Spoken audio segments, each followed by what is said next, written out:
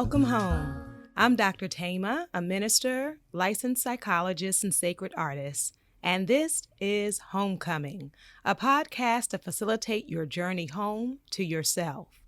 While I will provide weekly inspiration and mental health tips, this podcast is not a substitute for therapy.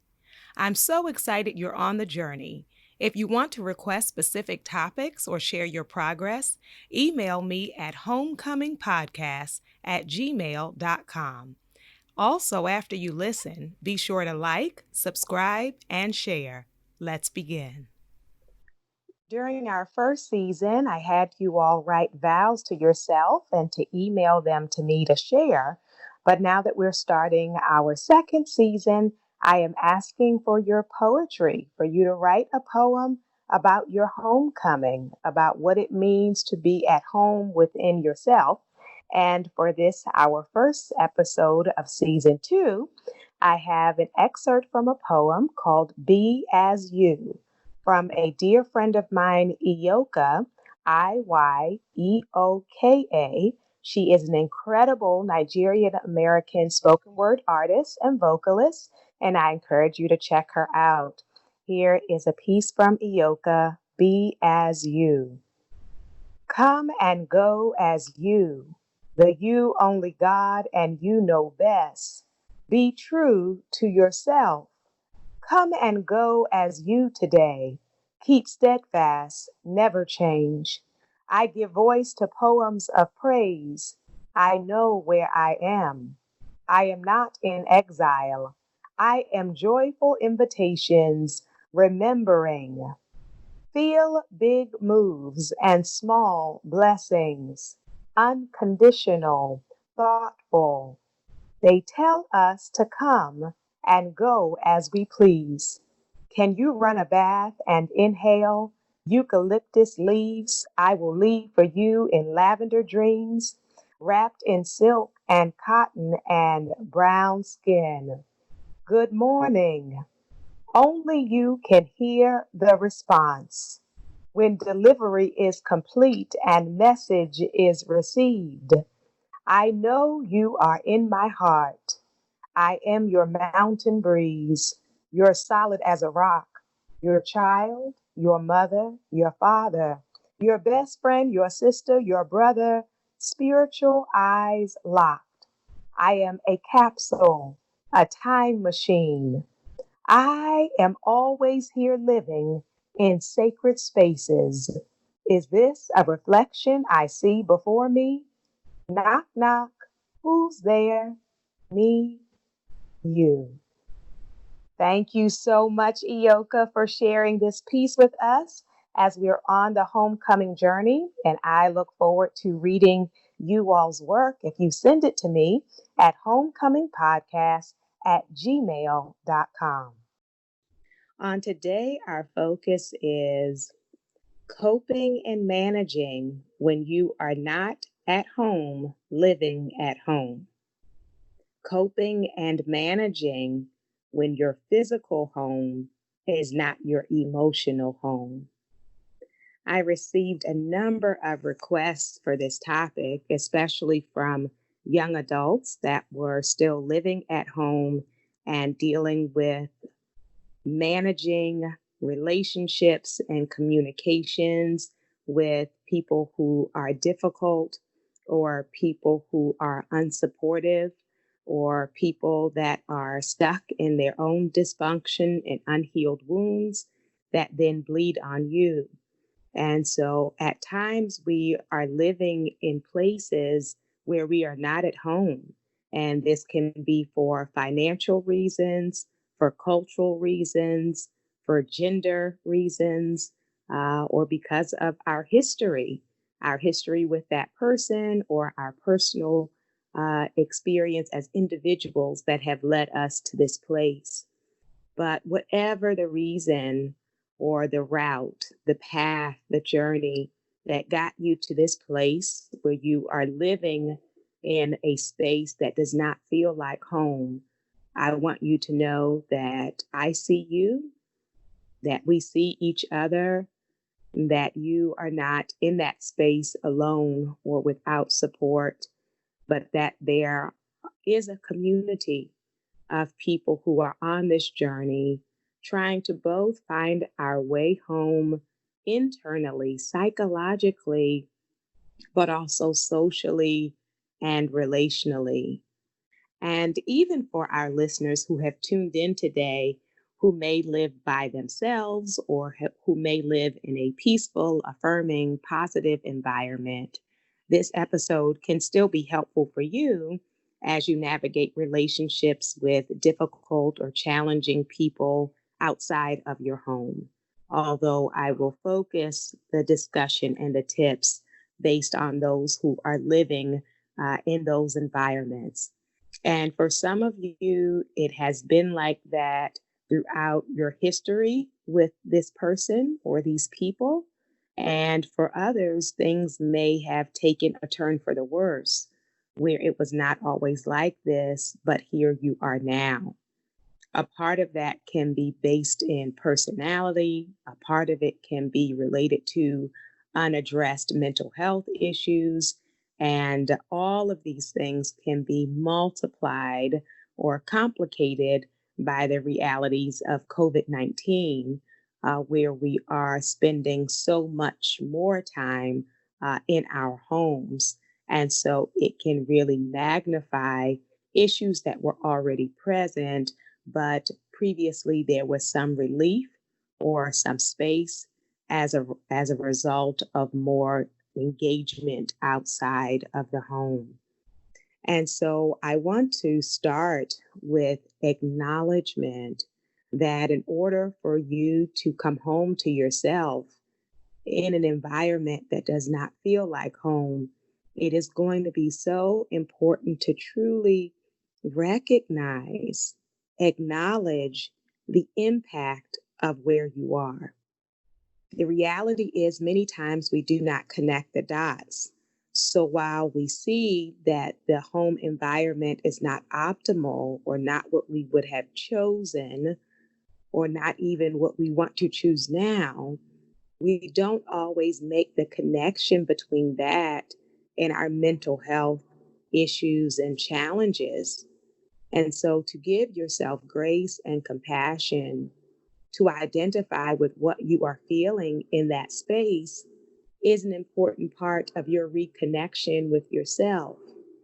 And so if you have found yourself struggling with depression, it's important to connect that to a part of its root or source, being these relationships and interpersonal dynamics where you are not wanted or appreciated or valued or seen.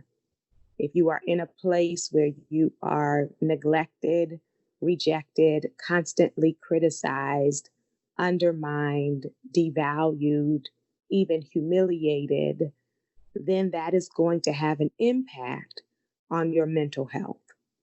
And so not only might it show up with depression, but living in a stressful environment can also create anxiety, a hypervigilance, or being on guard, waiting for the next shoe to drop, waiting for the next negative comment or insult, anticipating it, and then with a certainty, it then showing up and dealing with the impact of that, not only of what is said and what is done in terms of how you are treated, mistreated, but also then the denial or the normalization where people in the home are pretending that either it did not happen or that it is acceptable. So you may have found yourself struggling with depression, with anxiety, with insecurity, difficulty trusting other people. You may struggle with insomnia or even find it hard to get out of the bed because of the heavy weight, the emotional weight of where you are living. And what people do not see is the emotional labor that you are engaged in as you try to do mental gymnastics to anticipate how they're going to respond and how you can respond and what you can say or do or how to try to check out. So all of these challenges have an effect on our psyche, on our spirits, on our hearts, and our minds. I mentioned in the beginning that I've gotten a number of requests from young adults who are still living with their parents, and the parents are unsupportive or hypercritical or rejecting. But I want to say that this experience of not being at home when you're living at home can affect us across the lifespan. So you may be middle age, you may be an elder, but living in an environment that is not affirming, that is not welcoming, that is not loving can be very, very difficult. And so we start with this piece of acknowledging that this is where I am and it is taking a toll on me. It is having an impact on me. And then the next part for us to try to do, if the person is not your spouse or you're not sharing a room with them, is to try to create sanctuary, physical sanctuary in that space if you can. And so, physical sanctuary may be bringing things into the space that affirm me, that speak life to me, that revive and refill me. So, that may be the artwork that you have on the wall, if you are able to choose what is on your walls. It is about the music that I listen to in that place. It is about even the scents, aromatherapy. What are the smells that are soothing to me, that are calming to me, that even if in the larger space I don't feel welcome, how can I create sanctuary within my smaller space? And so looking at colors, that speak to me, that affirm me, that when I walk in and see those colors or art or those scents or that music, that it gives me a reflection of my value, of my worth, of my humanity. And so thinking about what you can put in your physical space is important, as is it being important to have cultivated affirming relationships that are outside of that space. And so, who are your friends? Who are people that you can confide in? And again, I'm not so much dealing with if the person you are living with that is toxic is your spouse, because that can be a different dynamic. So I'm not encouraging those of you who are not getting along with your spouse to go out and make other potentially romantic friendships or relationships that requires a different level of intervention. But even if it is your spouse, thinking about from a platonic sense, who are the people that understand you? Who are the people that can give you wise counsel? Wisdom is so important because when we are stressed out and unaffirmed, we can make some uh, dysfunctional, self sabotaging choices. And we do not want to do that. So, me being mindful, I am in an unaffirming place. Who are the people that I can trust with wisdom, maturity, integrity, confidentiality? That can be a place of support for me and also potentially a place of guidance as I navigate my journey through this particular time. And so creating sanctuary in my physical space when possible, creating networks of wisdom, accountability, and in my accountability circle should be people who can both affirm me when I am being discouraged in that space, but also people who can speak truth to me if there is a way in which I am contributing to the negative dynamics in my house. So it is not someone who will solely agree with everything we say. If there are some ways in which we would need to shift our thinking or our behavior in order to create more peace and resolution in the home. And so getting the perspective of others can be helpful because often we are stuck in our vantage point and not able to see perhaps what is going on with the other people in our home. And sometimes what is going on is in relationship to their interpretation of us, their judgments or assumptions about us. And then there are times when it really is not even about us. And so it is hard to recognize when it's not personal, especially when it's being aimed in our direction. But sometimes with perspective taking, we're able to see beyond this loop that we have gotten into in the home. It is also important to be intentional and strategic about owning my response.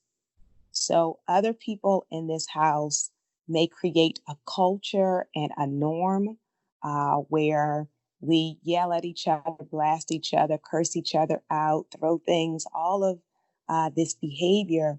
But I get to make a decision, even amidst all of that. How do I want to live? How do I want to be such that I am not just a reaction to my environment? That even though some people are breaking my spirit or attempting to break my spirit uh, purposefully or by neglect, that I still want to be at home enough within myself that I am not just reactive to other people's dysfunction, but I want to be able to take sacred pause and really consider, how do I want to navigate this space? And how do I want to be in my body? How do I want to live? How do I want to speak? How do I want to behave? That I get to still make some choices as it relates to that. And so I encourage you to try avoiding two different extremes. One is the perpetual silencing, where we feel we can never say anything, and that the silencing can, in and of itself, be psychologically damaging and harmful if I can never speak truth. And then on the other extreme is when I go into trying to match or even surpass other people's intensity. So then I'm going to out argue them. I'm going to out fight them. I'm going to out blast them. And then that escalates and becomes explosive and very damaging for everyone who's involved.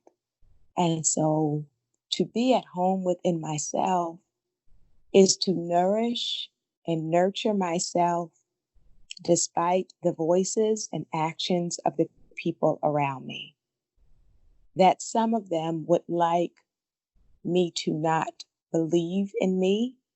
Some of them may be doing things out of a loathing of themselves and perhaps even a loathing of me. And so I do not want to internalize that and begin to despise myself.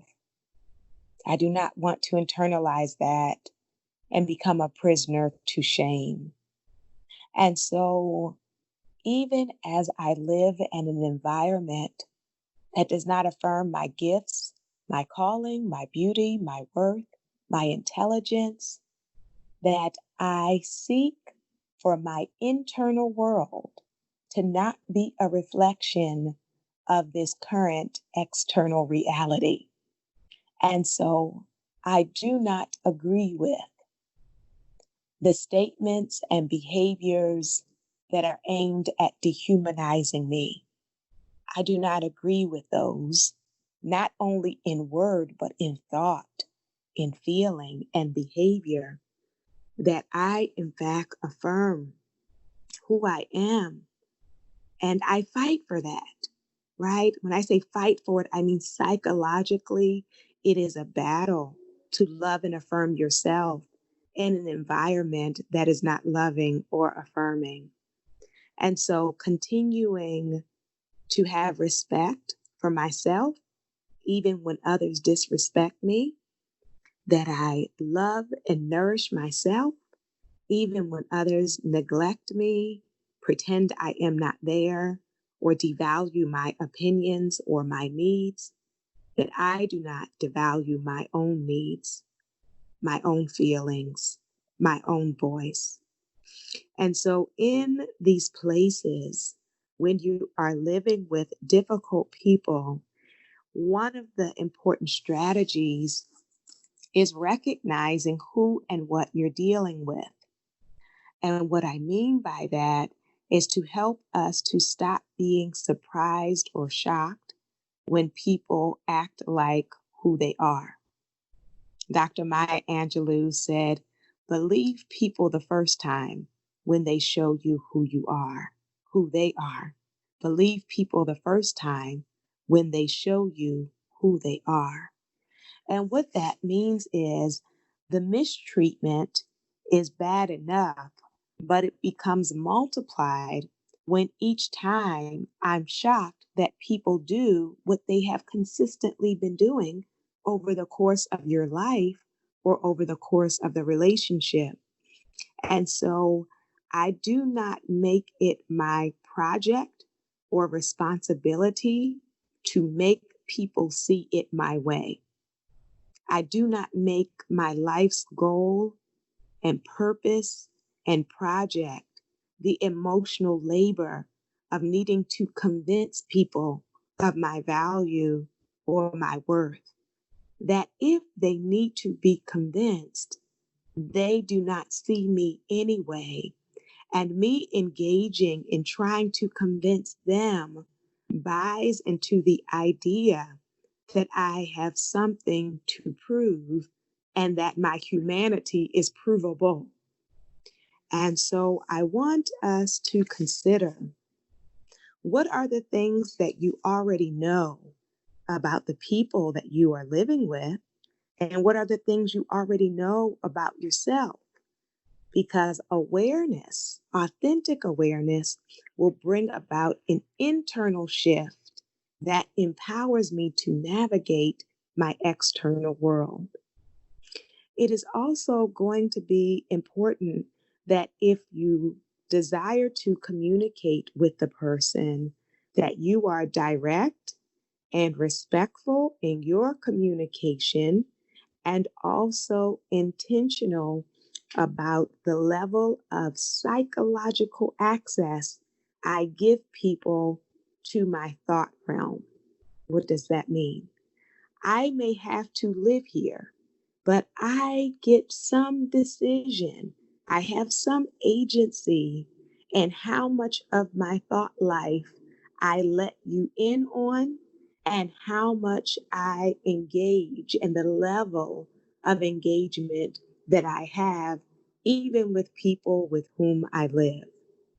So I also want to invite you to start considering what are the triggers in this relationship or in this household dynamic. What are the topics that often lead to the insults or the explosions? Because sometimes we are repeating a script every day or every week. It is the same conversation. And so you want to determine the level at which you will participate in a script that is not going to change. Some people are committed to misunderstanding you. Some people are committed to the assumptions or conclusions they have drawn about you. And so when that is the case, you want to be aware of what are those specific topics that are going to take us there, which is just a repeat of the many times it has happened before. It is also going to be really important to nourish and care for yourself. So when we are considering coping, living in a household that does not feel at home, there is emotion focused coping, there is problem solving coping, and there is distraction. And so for emotion focused coping, if the people you live with do not acknowledge you, see you, appreciate you, value you, your self care and community care, social support, therapy are going to be so critical for your well being. The truth is, in part, our identities are developed in reflection of the people with whom we spend time. And so, in order to affirm my own identity, I cannot have the sole social connection be with those who have deemed me unworthy, that have deemed me uh, the target, the justified target of their hatred, of their critique, of their rejection. And so, really becoming aware of the ways I nourish myself emotionally through my care and compassion for myself, as well as through my friendship circle or my therapeutic circle, where I am reminded of who I am. And it is my hope that the Homecoming podcast is one of the touchstones, one of the places where you are reminded that you are much more than the sum total of how people have treated you.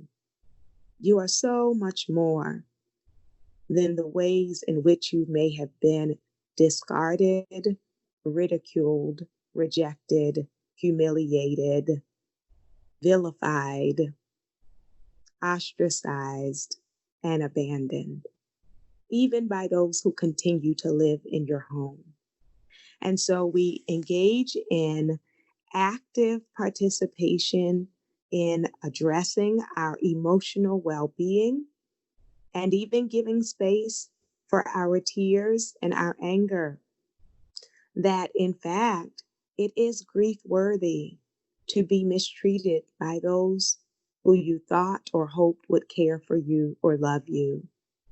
It is in fact frustrating and angering, upsetting to be living in a space in which you feel nobody really wants you present or wants your labor, but cares nothing for your heart.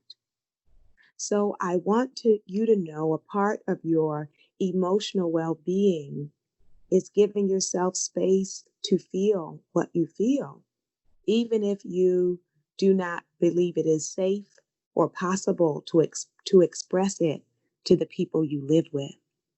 Which takes us to problem solving coping, which is to think about, are there ways to resolve the conflicts with the people with whom I live? Is there any way, are there any ways for these relationships to heal, to improve, or to grow? And knowing that in order for that to happen, there would need to be an investment and a desire for both people. That one person alone cannot save a relationship. One person alone cannot transform a parent-child relationship, a sibling relationship, a spousal relationship. That one person alone cannot do that. And so is there the will or the desire to address, to heal, to communicate so that there can be authentic care and peace in the home? So it will be important to determine that as you figure out the path forward. And if that reveals itself to be an impossibility or not a desire by all of the people involved, to begin to think long term, perhaps short term, strategically about what are my other options? Are there options for other living arrangements or me? And what would that look like in the present, in the immediate, or in the long term? Not only is there the need to consider, can we fix the relationship or can I move someplace else? I know that some of you who wrote me are in a situation where you cannot move currently and the people are not going to change. And then it really is about our psychological well being, our internal reality, so that the sum total of my life is not waiting for a response from people who are not going to give it to me. So, how do I nourish my joy? How do I protect my mental health? How can I prioritize my wellness, even with psychological boundaries when there are not physical boundaries? And you have the capacity to do that even in that space. And then the last form of coping is our distraction. Sometimes we have drowned ourselves, consumed ourselves in these dynamics. So while there are some of us who cope by avoidance, so we're not thinking about it, we're not talking about it, we're not acknowledging it, and that is one method. There are also those of us on the journey where it becomes the sole focus of your life, that every conversation is about your conflict with your mother or your conflict with your sibling or your conflict with your partner, that as soon as you wake up, it's the first thing on your mind. When you're going to bed, it's the first thing. All day long, it's what you're thinking about, strategizing about, grieving about. And sometimes you have to give yourself a mental break. Sometimes you need to give yourself a psychological shift to see a world, to create a world that is bigger than this dynamic, that is bigger than this conflict, that allows me to see meaning and purpose beyond the hardship of navigating the waters as they currently are manifesting. So my heart and my mind are on those of you in this moment that are living in a place that is stressful, that is living in a place where there is a lot of conflict, that is living in a place where you feel misunderstood or devalued. And I want you to know that there is a community of homecoming listeners who are hoping and some are praying that we each make it home to ourselves and eventually to be able to live psychologically at home in the place in which we are physically located. That is my hope for you. And in the meantime, for you to nourish and nurture yourself. I invite your soul to tell your heart, mind, body, and spirit, welcome home.